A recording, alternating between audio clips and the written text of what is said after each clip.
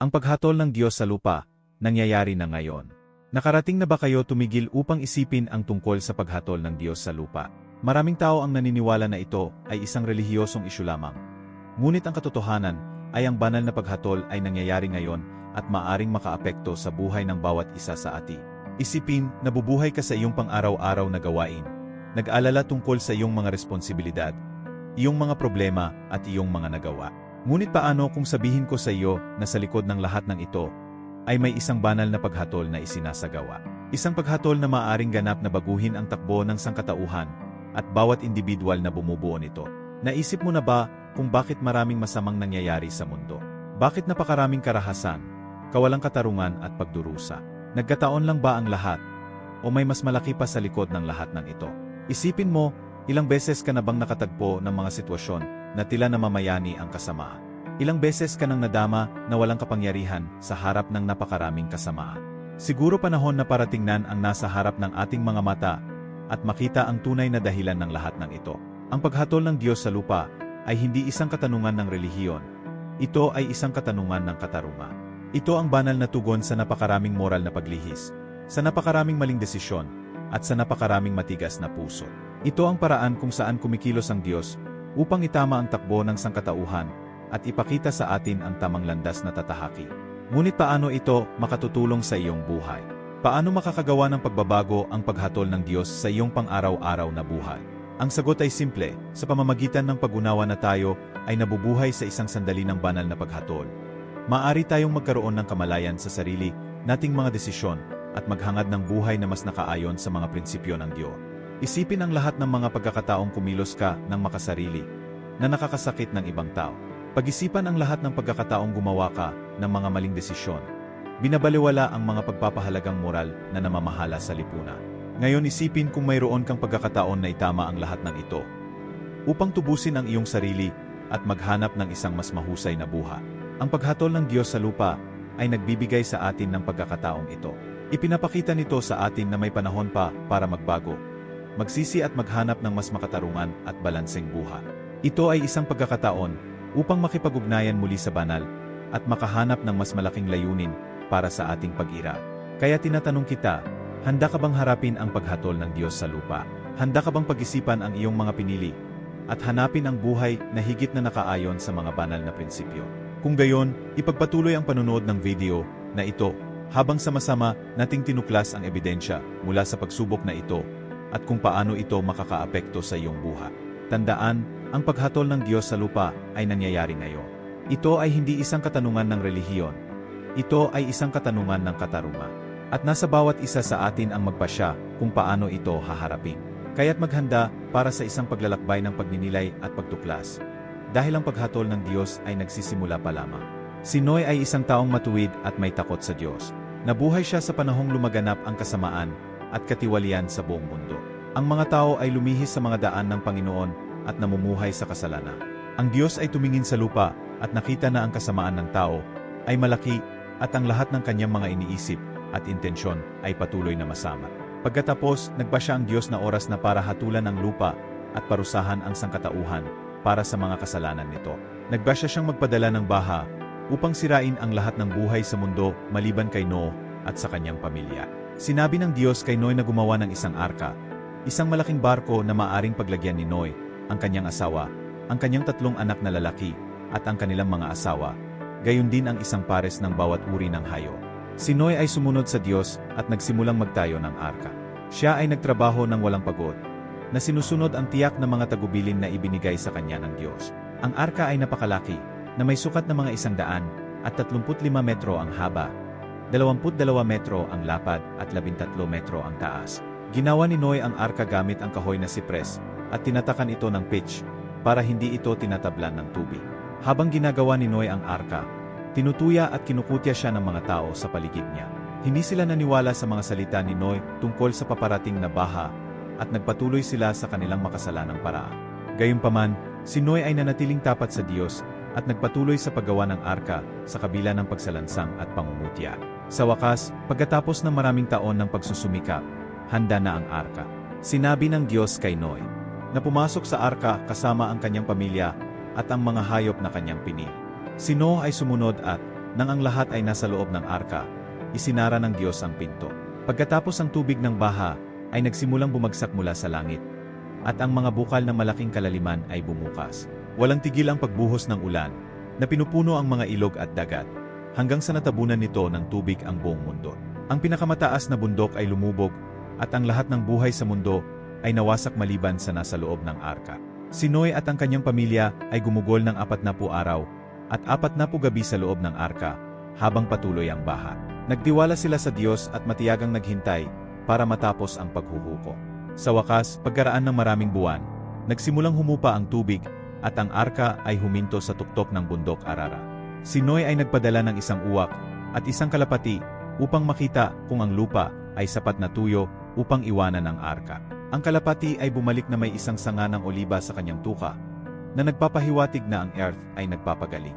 Pagkatapos, umalis si Noe at ang kanyang pamilya sa arka at nagpasalamat sa Diyos para sa kanilang kaligtasan. Nakipagkasundo ang Diyos kay Noe at nangako na hindi na muling sisirain ang earth sa pamamagitan ng baha. Naglagay siya ng bahaghari sa langit bilang tanda ng tipan na ito. Si Noe at ang kanyang pamilya ang tanging nakaligtas sa baha at pinagpala ng Diyos. Ang kwento ng baha na ito ay isang makapangyarihang paalala ng paghatol ng Diyos sa lupa. Ipinapakita nito na ang Diyos ay makatarungan at hindi pinahihintulutan ang kasalanan. Gayunpaman, ipinakikita rin nito na ang Diyos ay maawain at handang iligtas ang mga tapat sa Kanya. Ngayon ay makikita natin ang paghatol ng Diyos na nangyayari sa ating paligid. Ang kasamaan at katiwalian ay umiiral pa rin, tulad ng mga ito noong mga araw ni Noe. Gayunpaman, ang Diyos ay patuloy na nag-aalok ng kaligtasan sa mga bumaling sa Kanya at sumusunod sa Kanyang mga daa. Kung paanong itinayo ni Noe ang arka upang iligtas ang kanyang sarili mula sa baha, kailangan din nating bumuo ng matibay na pundasyon sa Diyos upang harapin ang mga hamon at pagsubok sa buhay. Dapat nating hanapin ang katarungan, kabutihan at pagsunod sa Diyos sa lahat ng bahagi ng ating buhay. Naway matuto tayo sa kwento ng baha at hanapin ang Diyos ng buong puso upang tayo ay makatagpo ng kaligtasan at mabuhay sa Kanyang biyaya at awa. Naway kilalanin natin ang paghatol ng Diyos na nangyayari sa ating paligid at humingi ng Kanyang patnubay at proteksyon sa lahat ng oras. Ang lungsod ng Sodom ay kilala sa katiwalian at kasamaan nito. Ang mga naninirahan ay nabuhay sa ganap na kasamaan.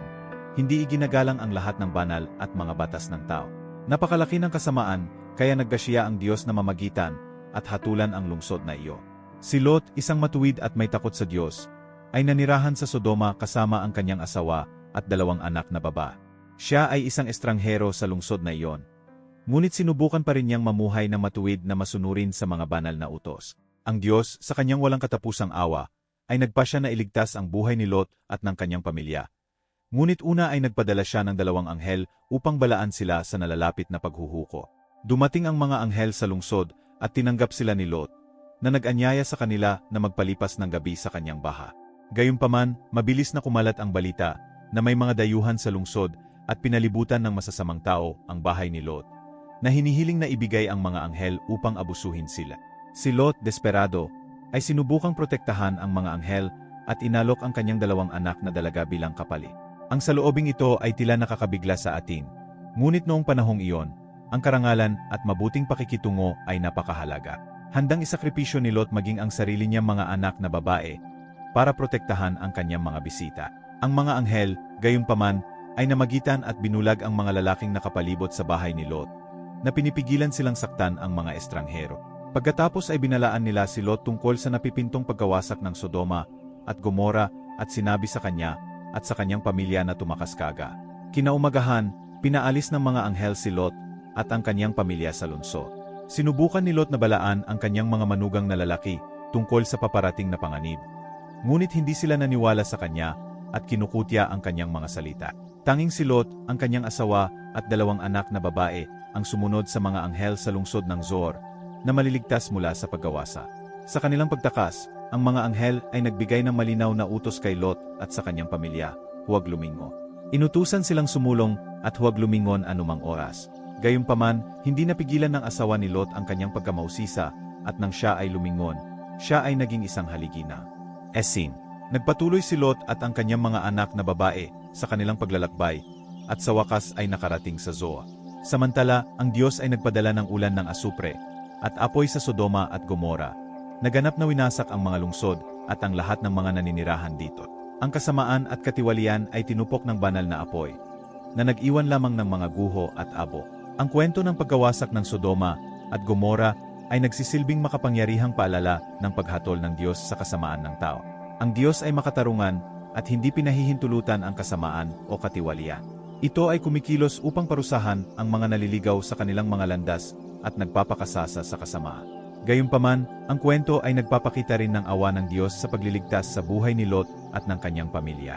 Kahit sa gitna ng pagkawasak, nakahanap ang Diyos ng paraan para iligtas ang mga matuwid at tapat sa Kanya. Ang pagkawasak ng Sodoma at Gomora ay isang makapangyarihang paalala na ang paghatol ng Diyos ay nangyayari ngayon.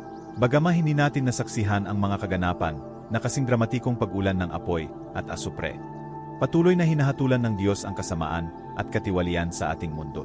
Makikita natin ang mga palatandaan ng paghatol na ito sa iba't ibang anyo, tulad ng mga natural na sakuna, mga salungatan, at mga kawalang katarungang panlipunan.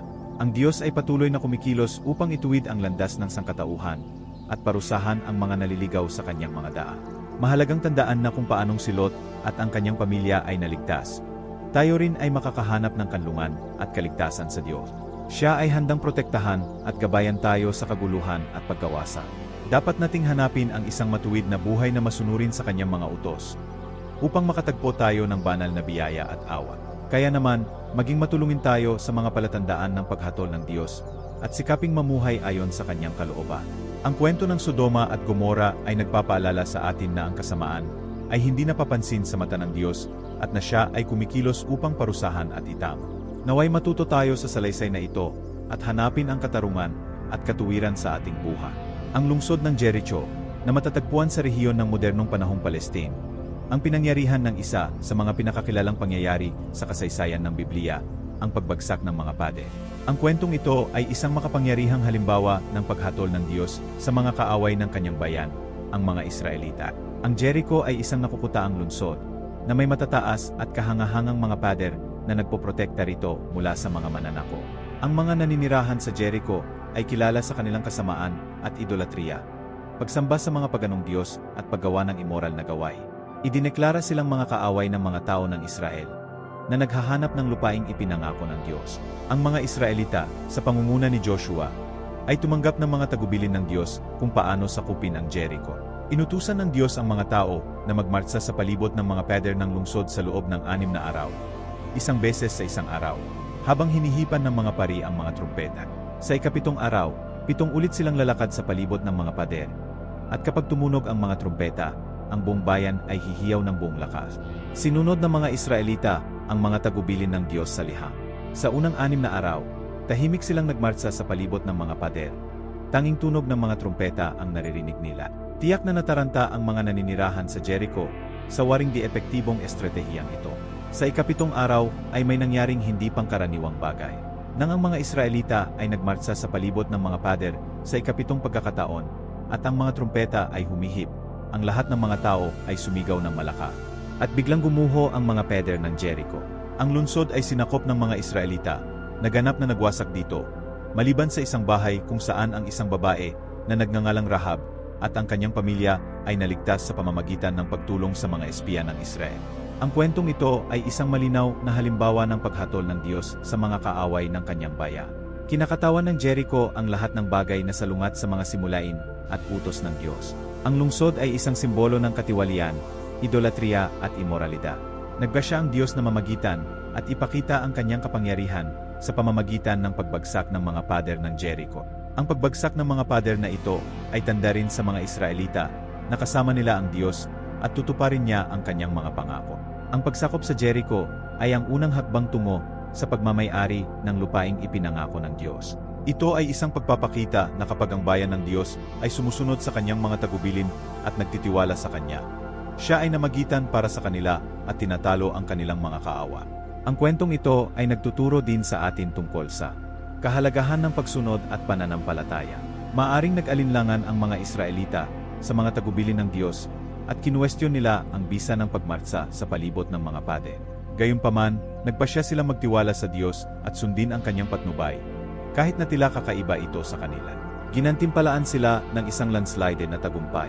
Higit pa rito, ang kwento ng Jericho ay nagpapaalala sa atin na ang paghatol ng Diyos ay hindi lamang isang bagay ng nakaraan, ngunit nangyayari ngayon.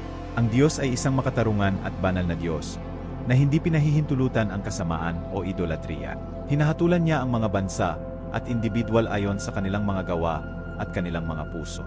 Bagamat ngayon ay maaring hindi natin masaksihan ang pagbagsak ng pisikal na mga pader, ang paghatol ng Diyos ay naroroon pa rin sa ating buhay.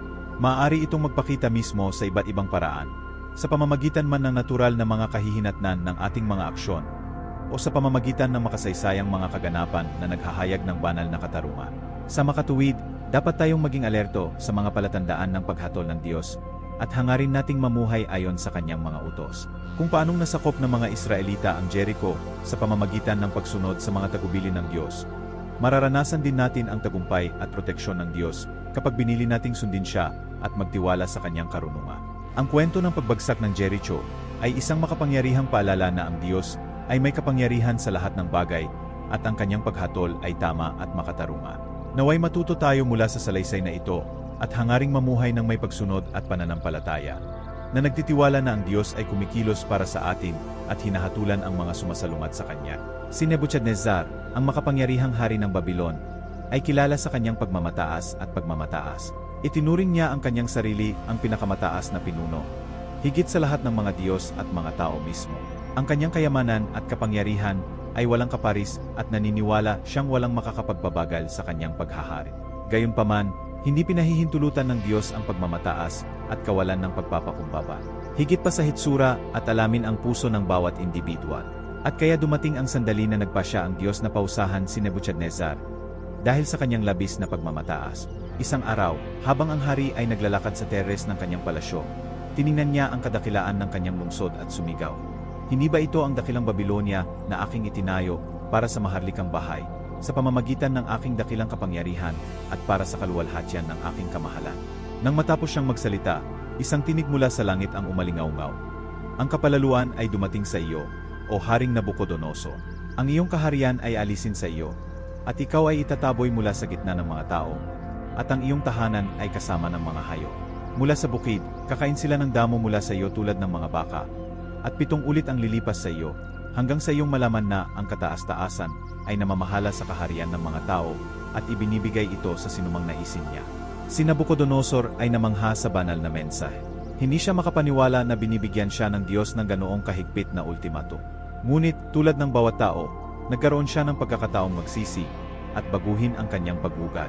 Gayunpaman, hindi pinakinggan ng hari ang banal na babala. Patuloy siyang namuhay sa kanyang pagmamataas.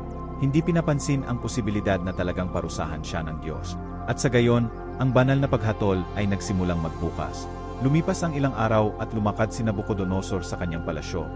Muling pinag-isipan ang kanyang kadakilaan. Bigla siyang nakaramdam ng pagbabago sa kanyang katawan. Ang kanyang buhok ay nagsimulang tumubo ng hindi mapigilan. Ang kanyang mga kuko ay naging parang mga kuko, at ang kanyang balat ay natatakpan ng buho. Ang hari ay nagiging isang hayop. Mabilis na kumalat ang balita sa buong lungsod. Ang hari, na dating sinasamba bilang isang Diyos, ay nakita na ngayon bilang isang mabangis na nilalang. Siya ay pinalaya sa kanyang palasyo, at pinilit na manirahan kasama ng mga hayop sa parang. Ang kanilang pagmamataas at kapangyarihan ay napalitan ng kahihiyan at kahihiya. Sa loob ng 7 mahabang taon, si Nabucodonosor ay gumagala sa bukid, kumakain ng damo na parang baka. Naranasan niya mismo ang banal na kaparusahan para sa kanyang pagmamataas. Ngunit taliwas sa maaring asahan, ang karanasang ito ay hindi nagpatigas pa sa kanya.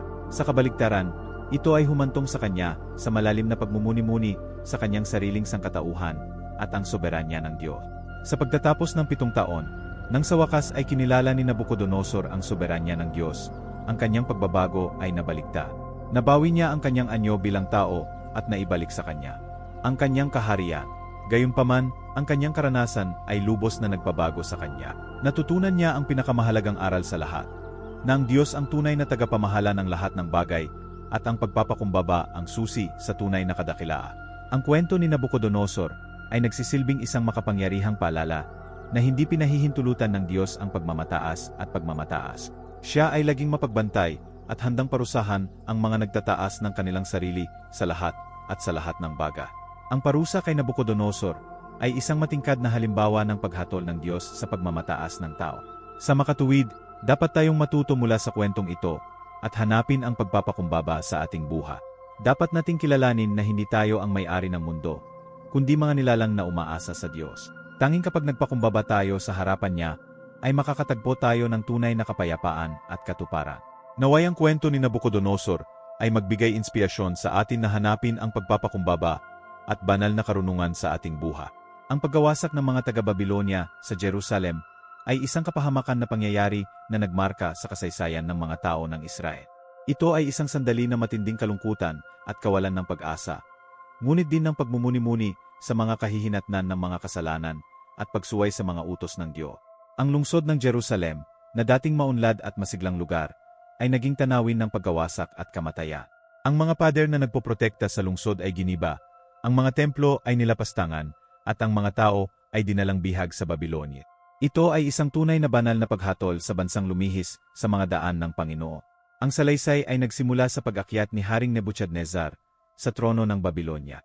Nakilala siya sa kanyang kalupitan at pagnanais na palawakin ang kanyang imperyo. Napagtanto ang kahinaan ng Juda, naggasya siyang lusubin ang Jerusalem at sakupin ang mga tao ng Israel.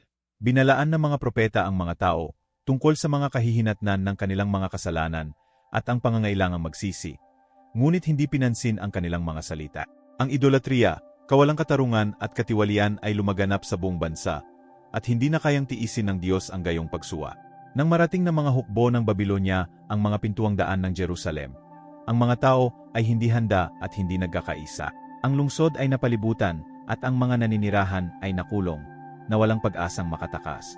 Mabilis na kumalat ang tagutom at sakit at naging unsustainable ang sitwasyon. Ang mga Babylonians, walang awa sa kanilang pananakop, ay sumalakay sa lungsod at ganap na winasak ito. Ang mga templo ay ninakawan, ang mga kayamanan ay kinuha, at ang mga tao ay dinalang biha. Ang mga hindi namatay sa panahon ng pagkubkob ay pinilit na umalis sa kanilang tinubuang bayan at mamuhay bilang mga alipin sa Babylonia. Ang paggawasak ng Jerusalem ay isang panahon ng matinding kalungkutan para sa mga tao ng Israel. Nakita nila ang kanilang sagradong lungsod na naging mga durog na bato. Ang kanilang mga templo ay nilapastangan at inalis ang kanilang pambansang pagkakakilanla. Ito ay isang masakit na paalala na ang paghatol ng Diyos ay totoo at ang mga kahihinatnan ng pagsuway ay malubha. Gayunpaman, kahit sa gitna ng paggawasak, may mensahe ng pag-asa. Nagsalita rin ang mga propeta tungkol sa pagpapanumbalik ng Israel. Sa panahon kung kailan babalik ang mga tao sa kanilang lupain at mamumuhay sa kapayapaan at kasaganaan. Ang pangakong ito ng pagpapanumbalik at pagtubos ay nagdulot ng kaaliwan sa mga puso ng mga nakaligtas sa paggawasak. Ang kwento ng paggawasak ng mga Babylonians sa Jerusalem ay isang makapangyarihang paalala na hindi pinahihintulutan ng Diyos ang pagsuway at kasalanan. Siya ay isang makatarungan at maawaing Diyos, ngunit siya rin ay isang Diyos na humihiling ng pagsunod at kabanala. Ang paggawasak ng Jerusalem ay isang masakit na paalala nito, ngunit isa rin itong pagkakataon para sa mga tao ng Israel na magsisi at hanapin ang Diyos. Ngayon ay maaari nating tingnan ang kwentong ito at pagnilayan ang ating sariling buhay. Namumuhay ba tayo sa pagsunod sa mga utos ng Diyos? Hinahanap ba natin ang kabanalan at iniiwasan ang kasalanan? Ang paggawasak ng Jerusalem ay nagpapaalala sa atin na ang paghatol ng Diyos ay totoo at ang mga kahihinatnan ng pagsuway ay kakilakilabo. Naway matuto tayo sa kasaysayan ng Jerusalem at hanapin ang Diyos ng buong puso. Naway mamuhay tayo sa pagsunod sa kanyang mga utos at hangarin ang kabanalan sa lahat ng bahagi ng ating buhay. Naway iwasan natin ang paghatol ng Diyos at maranasan natin ang kanyang biyaya at awa sa ating buhay. Ang kwento ng pagbagsak ng imperyo ng Babylonian ay isang kapansin-pansing halimbawa ng paghatol ng Diyos sa pang-aapi at idolatriya.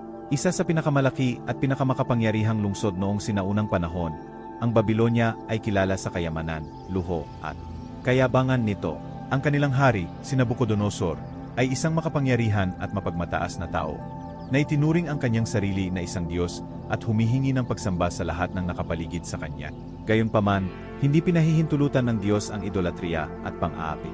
Nagpadala siya ng mga propeta upang balaan ang mga taga-Babylonia tungkol sa mga kahihinatnan ng kanilang mga kasalanan. Ngunit tumanggi silang makinig. At sa gayon, nagsimulang mahayag ang paghatol ng Diyos. Ang unang pagpapakita ng paghatol ng Diyos ay isang yugto ng kabaliwan na nakaapekto kay Haring Nabucodonosor. Siya ay pinalaya sa kanyang palasyo at nagsimulang mamuhay na parang mabangis na hayop. kumakain ng damo at namuhay sa labas. Ang panahong ito ng kabaliwan ay tumagal ng 7 taon, hanggang sa kinilala ng hari ang soberanya ng Diyos at nagsisi sa kanyang pagmamataas. Gayunpaman, kahit na pagkatapos ng pagsasauli ni Nabucodonosor, ang Babilonya ay patuloy na lumubog sa idolatriya at pang-aapi.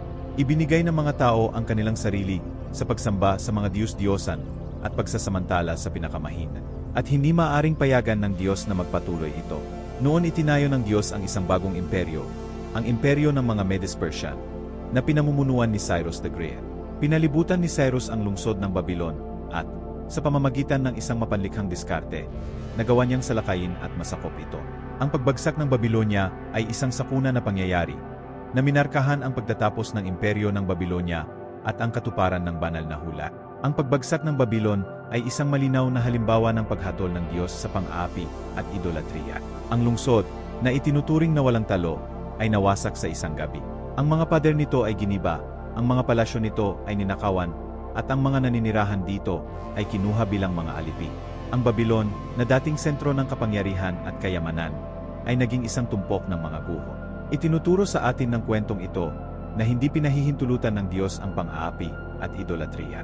Siya ay isang makatarungan at maawaing Diyos, ngunit siya rin ay isang Diyos na humihiling ng pagsunod at tunay na pagsamba.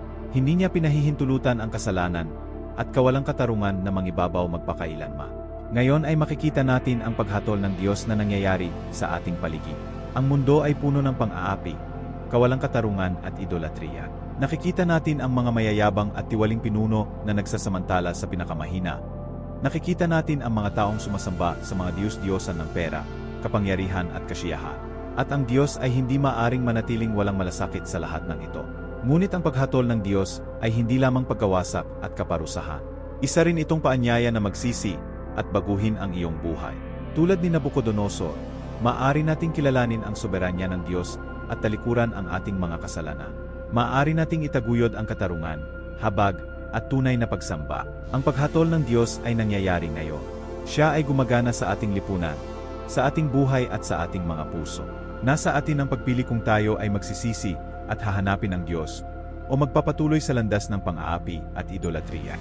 Naway matuto tayo mula sa kwento ng pagbagsak ng Babylon at hanapin ang katarungan at tunay na pagsamba. Naway kilalanin natin ang soberanya ng Diyos at mamuhay ayon sa kanyang mga utos. Dahil doon lamang tayo makakatakas sa paghatol ng Diyos at makakatagpo ng tunay na kapayapaan at kaligayahan. Sa loob ng mahabang panahon, mula nang sumikat ang sangkatauhan, ang pangako ng isang pangwakas na paghatol ay naihatid sa pamamagitan ng mga sagradong pahina ng Biblia.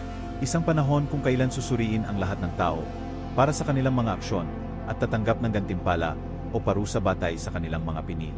Ang paghatol na ito, mga kaibigan, ay hindi isang bagay na malayo o nakalaan lamang para sa hinaharap. Ito ay nangyayari ngayon, sa harap ng ating mga mata. Ang Diyos, sa kanyang walang hanggang karunungan, ay binabantayan ang bawat hakbang na ating ginagawa, bawat salita na ating sinasabi, at bawat iniisip natin. Huwag magkamali, ang paghatol ng Diyos ay hindi isang formalidad lamang. Ito ay totoo at ito ay may tunay na kahihinatnan. Ang ating mga aksyon ay may bigat at bawat pagpili na ating gagawin ay humuhubog sa ating kapalaran. Hindi natin matatakasan ang banal na hustisya, dahil ito ay walang humpay at hindi nagkakamali. Tumingin sa paligid mo, pagmasdan ang mundong ating ginagalawan. Mga digmaan, kawalang katarungan, katiwalian, karahasan. Ang lahat ng ito ay resulta ng mga maling desisyon na ginawa ng mga tao sa paglipas ng mga siglo. Ang paghatol ng Diyos ay ipinakikita sa pamamagitan ng mga pangyayaring ito, na nagpapakita sa atin na hindi natin maaring baliwalain ang mga kahihinatnan ng ating mga aksyon. Pero huwag mawalan ng pag-asa, may pag-asa pa. Ang Diyos ay maawain at binibigyan tayo ng pagkakataong baguhin ang ating landas.